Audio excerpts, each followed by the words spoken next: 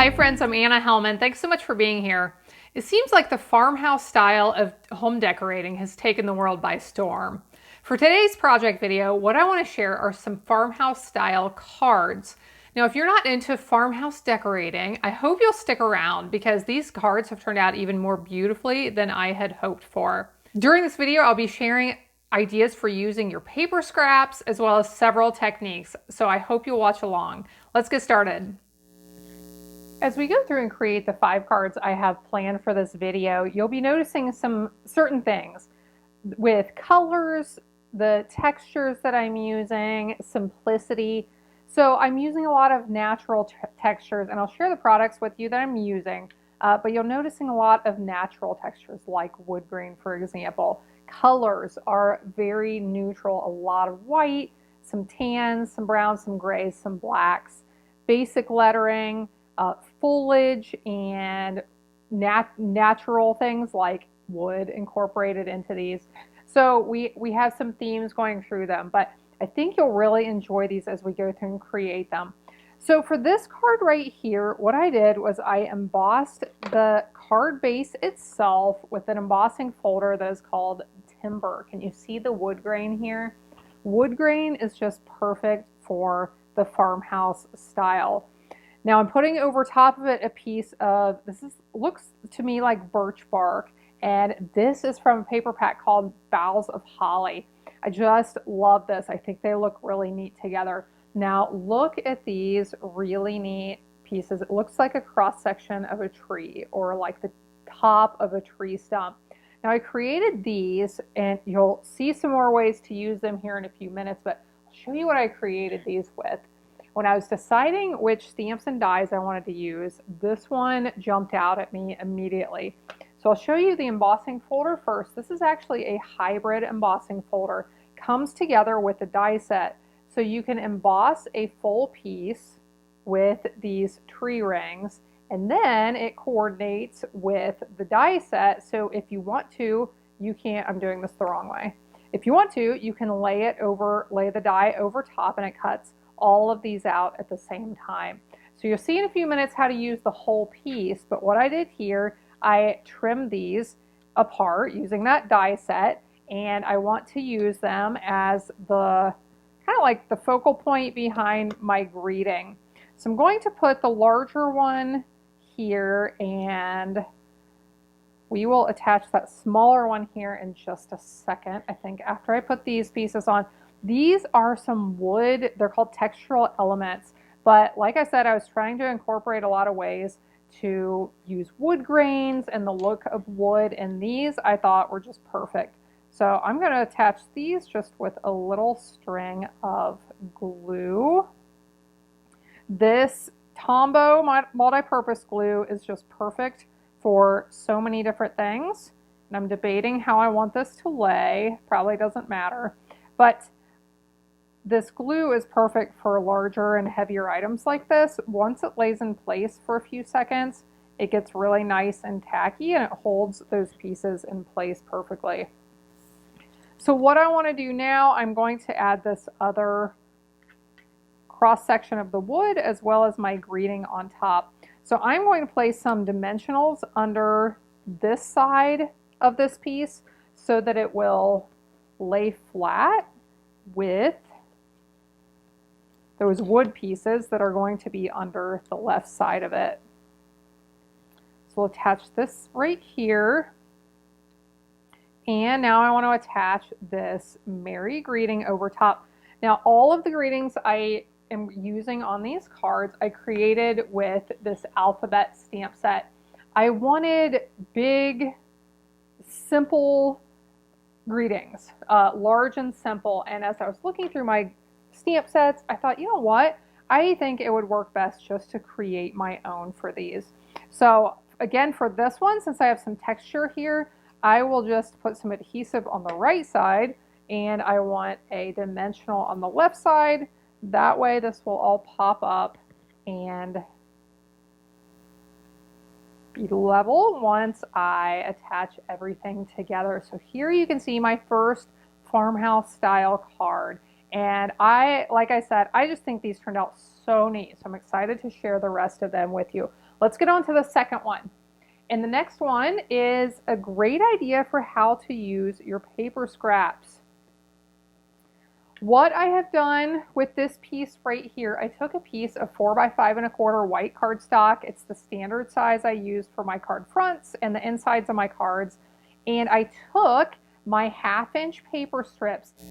I'm left over with these when I cut the fronts and the inside pieces for my cards. So I end up with these 1/2" strips. Sometimes I use them for greetings. I use them for other purposes as well. But I decided to lay them onto this piece of cardstock and attach them down with just a tiny gap in between. Okay, Shiplap, the look of wood paneling, has become very popular with this farmhouse style now. Not that wood paneling from the 70s, not that wood paneling, but similar. You could probably paint that white and it would fit in perfectly with this farmhouse trend.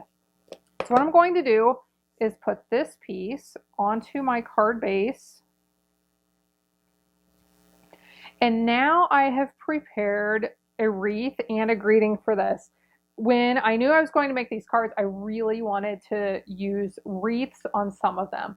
And the bundle I've used for these wreaths, it's called Cottage Wreaths, and it has this country wreaths die set that goes with it.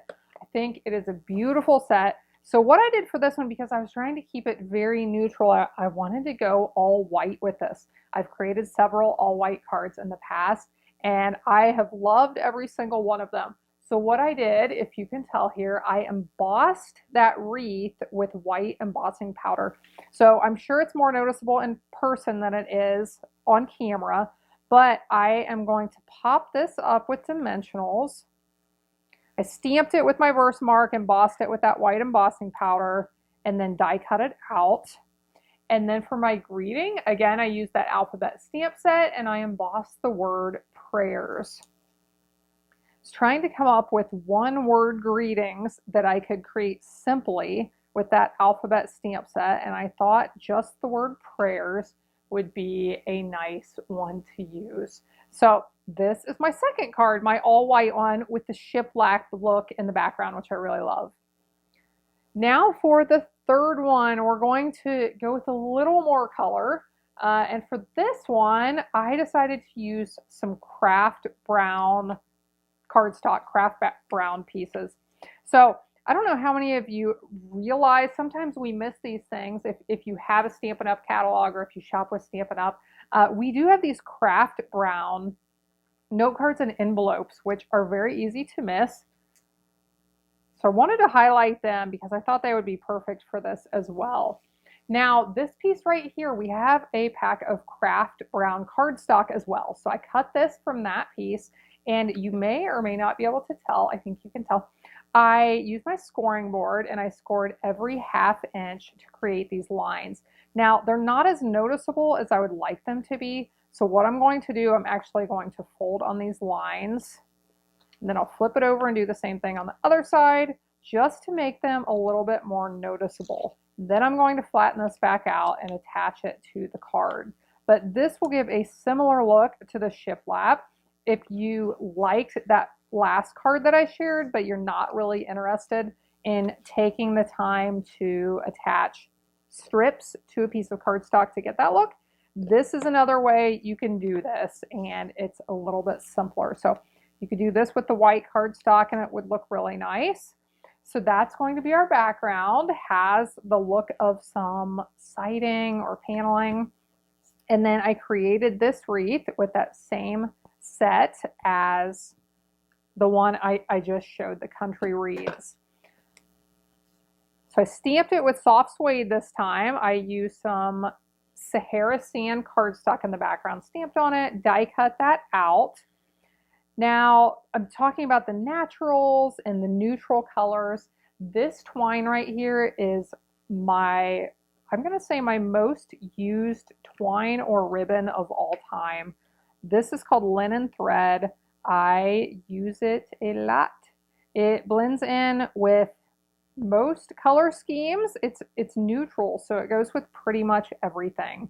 And like I said, I have used this stuff over and over and over again. So we'll pop up that greeting right there, and here you can see our third farmhouse card. I just love how simple these are. Sometimes clean and simple cards are overlooked. Sometimes we have to make things more complicated than they really need to be. But simple cards can be really beautiful too. Okay, let's look at another one. We're going to do another wreath on this card, but this one's going to have a little bit different look. I decided to go with black and white on this card and have a check or plaid background. This paper comes from a pack called, what is it called? Gingham Cottage Designer Paper. And they're all plaids and checks like this. I think it's a really neat pack. So I pulled this black and white piece out. Now for the wreath on this card, I used that same die set and I cut the more detailed wreaths. And I really like this set because they can be layered.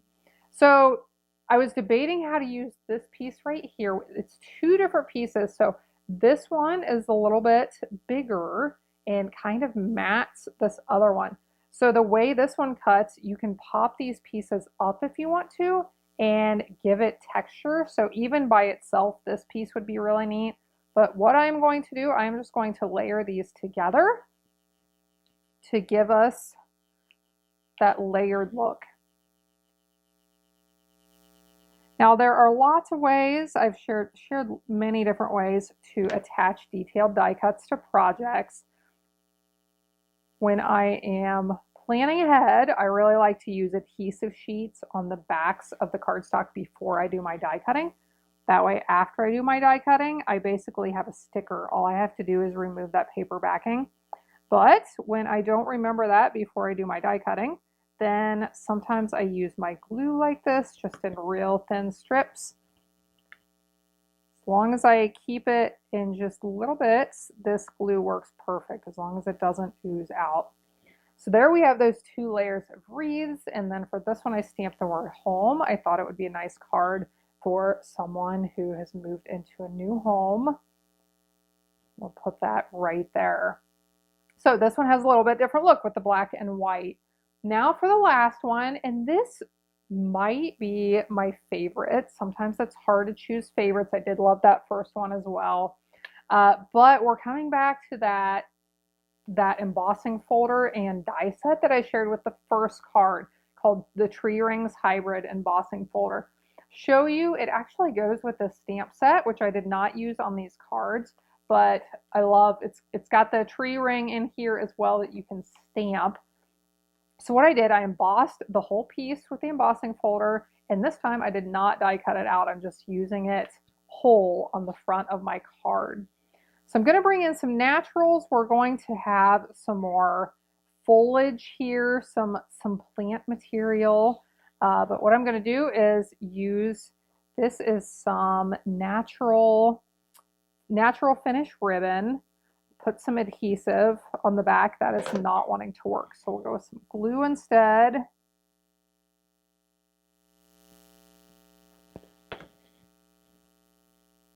So I'm going to put 2 layers of this ribbon, offset them a little bit.